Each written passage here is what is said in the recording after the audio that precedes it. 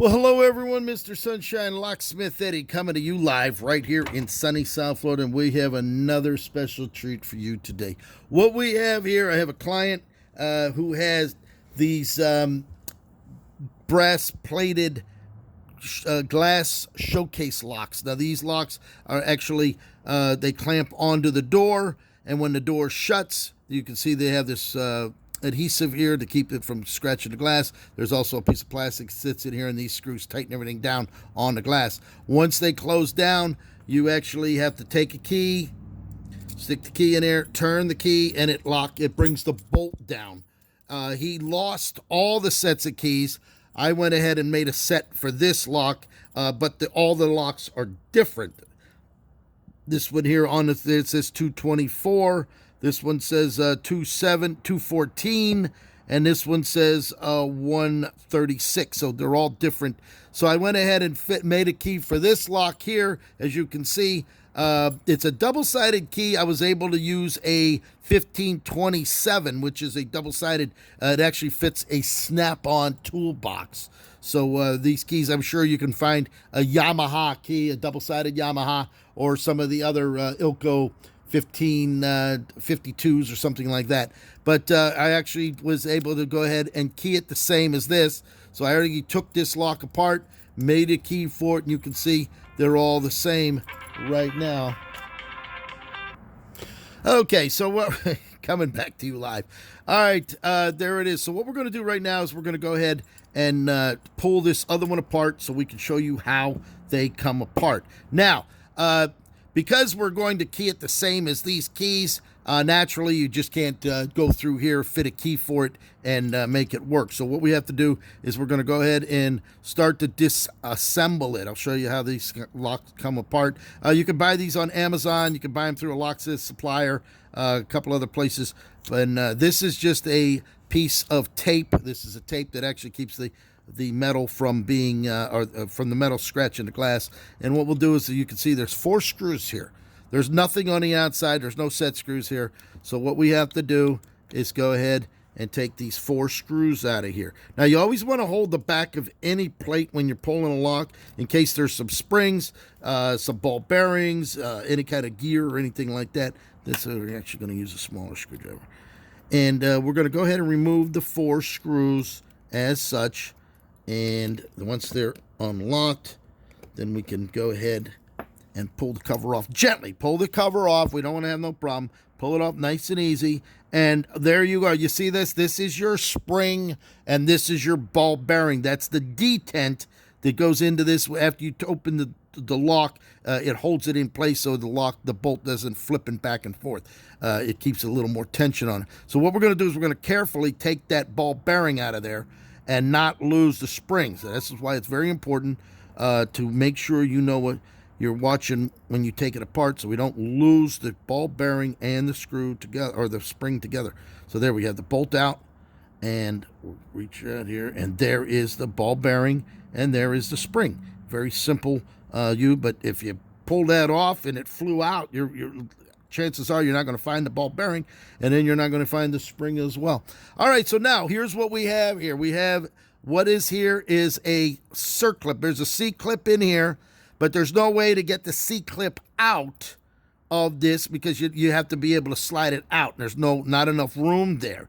So what you see here are 2 posts. These are 2 posts here, and what we're going to have to do is we're going to have to drill these posts just a little bit in order to push this whole housing off. Okay, that's the only way this is going to come apart. You're not going to be able to get a screwdriver in there and pull the circlip off because there's not enough room to do it. So what we're going to do, we're going to take it over to the drill press, and we're going to go ahead and drill 2 down into here just ever so slightly, and then we'll be able to knock the cylinder through using a punch just like this, and then we'll get it popped out. So I'm going to come back here shortly in just a minute. Once we drill those out, I'll show you what it looks like, and then before we go ahead and pop the cylinder plug and the cylinder out.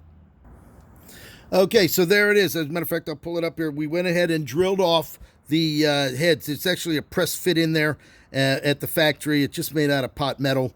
And now what we did was we went ahead and drilled it off. You can see this right here, there, and there. So now what we're going to do is we're going to go ahead and you always want to use a rag. You always want to put a rag so you don't scuff up the face of the lock when you're popping these two pieces out of here. So let me go pop those out, and we'll show you how it looks once it's out of there. Okay, by putting it into a vise, we use this Microsoft fiber towel. You go ahead, and we went ahead and just hitting each one of the posts, we knocked it out. So there it is. You take a look at that. Now, we're going to reuse these when we have to put it back in, because that's what holds it together on that housing. So you can see this, how it goes on just like that. You can see it only goes on one way. There's the piece right there.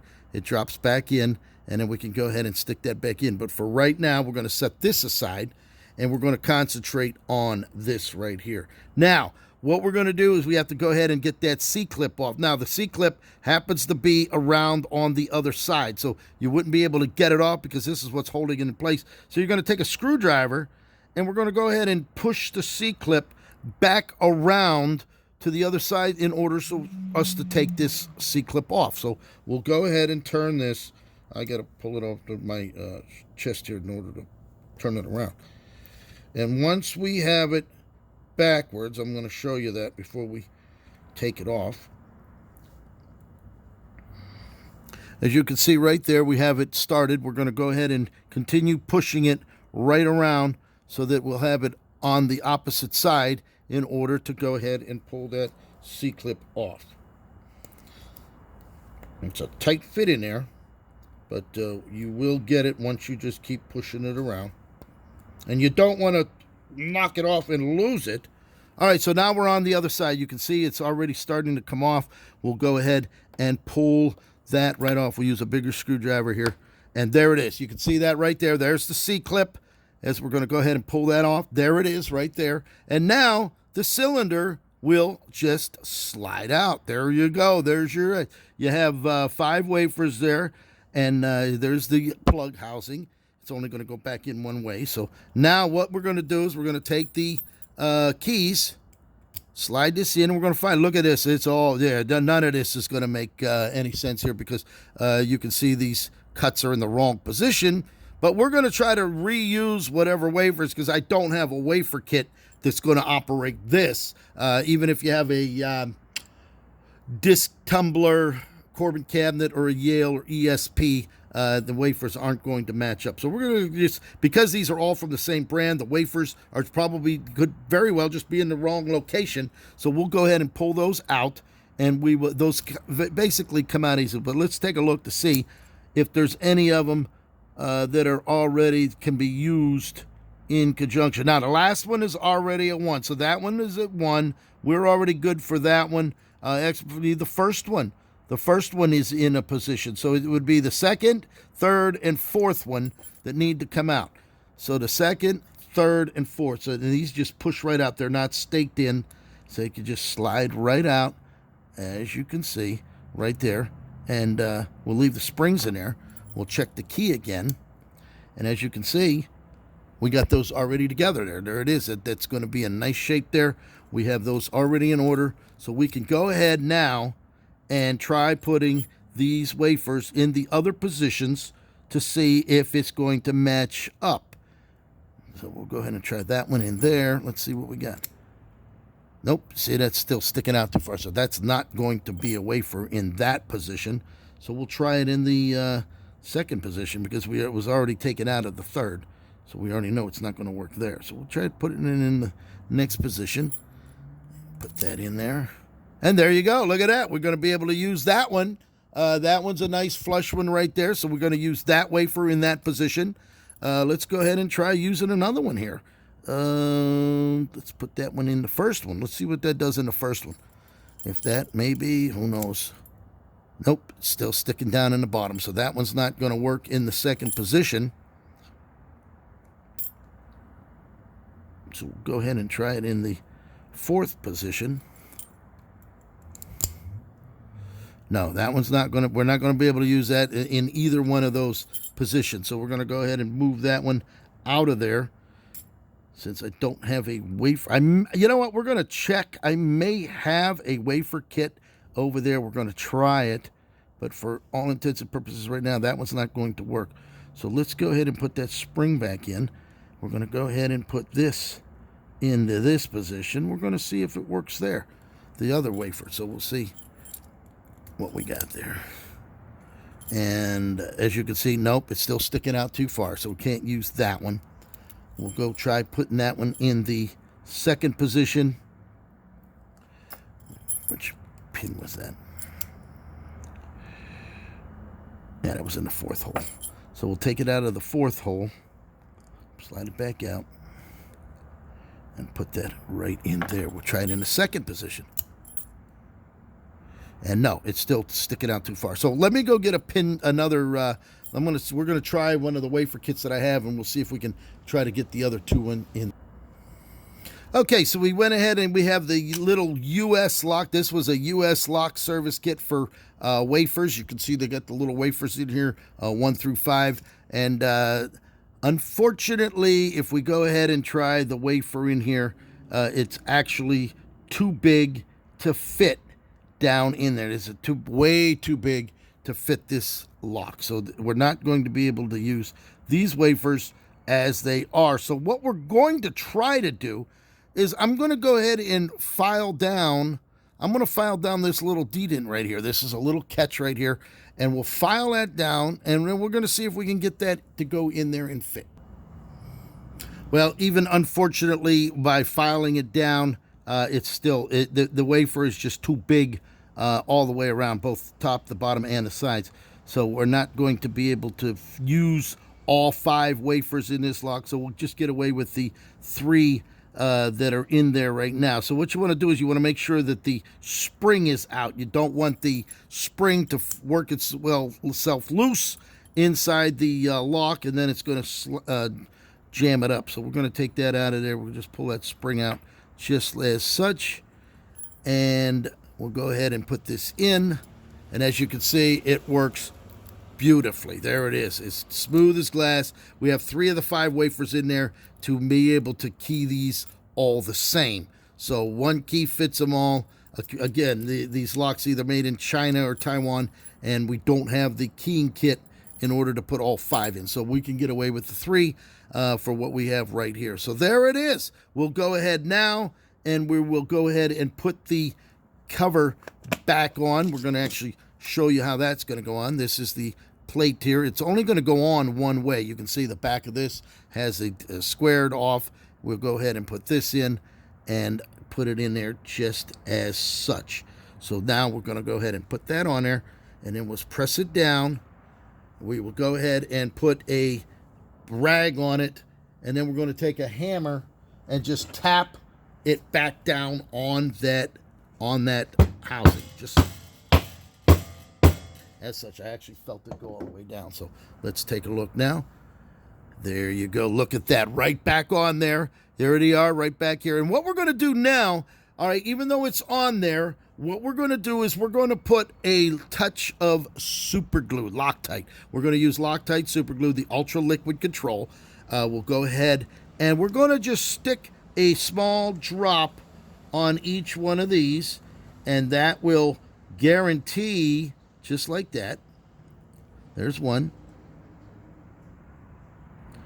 There's 2. You can see we filled those holes up. We will go ahead and just leave a screwdriver up under there so that it'll lay flat as such. And we're going to let that dry for a few minutes. We'll go ahead and put that dry. And once that hardens up there, it'll only take about a minute or 2 for that to dry. And then we could go ahead and put the ball bearing along with the spring and the bolt, and then put the cover on. So we're going to come right back here in a minute after this dries, and we'll show you how it goes back together. Okay, so there it is. We got them dried up there pretty good. It's already set. So what we're going to do now is we'll go ahead and we're going to put the bolt right back in here the way it's supposed to be. Now, there could only go in there one way. There's the D-dents on here. That's where the spring and the ball bearing's going to go. So we're going to go ahead. We're going to put that in there. And before we go ahead, we're going to make sure it's timed correctly. We'll make sure that the bolt is in position the way it's supposed to be. And as you can see, just like that, there it is. We're going to put it on the But we have to go ahead and put the... Okay.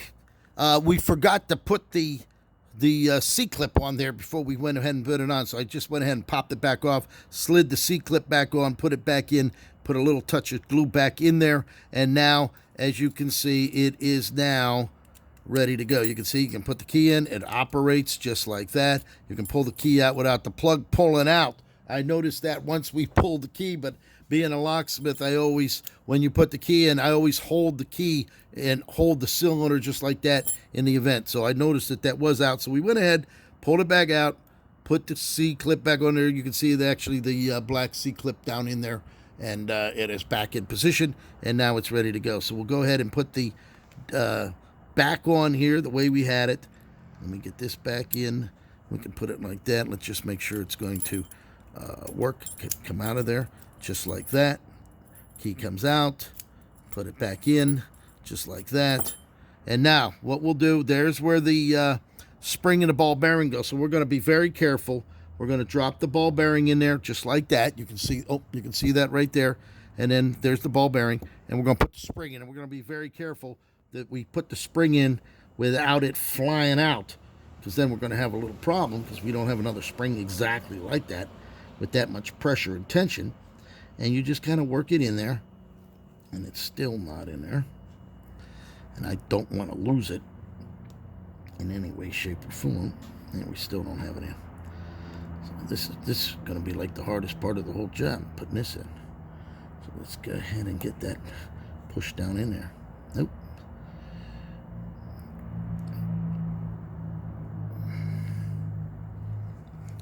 What we'll do is we'll hold it with one finger and use the screwdriver and push it down together simultaneously. And there it is. You see that? There it is. There we go. We got it in position. And now we're going to go ahead, and this only goes on one way, the round right there as such. We will go ahead and put this in there as such. And the other 3 screws will go in there.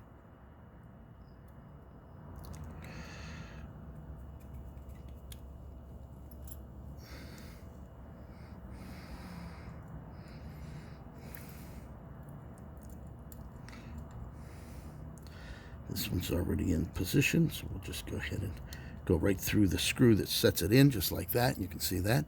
And we'll put the tape back on there. This keeps the glass from getting scratched, just like that. And there's also a little piece of plastic, clear plastic, that goes right in here when you go to tighten these screws, so it's not tightening on directly to the glass. It's actually going into a piece of clear plastic that goes on there. And there it is. You got it all set. We'll go ahead and try the key one more time. Put it in, drop it out. There it is, just like that, in and out. And so we have 3 locks, keyed the same, 3 keys, and we're good to go. So pick up that phone, 561-693-8636, Mr. Sunshine, Locksmith Eddy. We have over 12,000 videos throughout on all types of things of sunny South Florida, locks, safes, and stuff like that. So I hope you enjoyed the show. Leave a comment, pick up that phone, and call me now. Thank you for watching.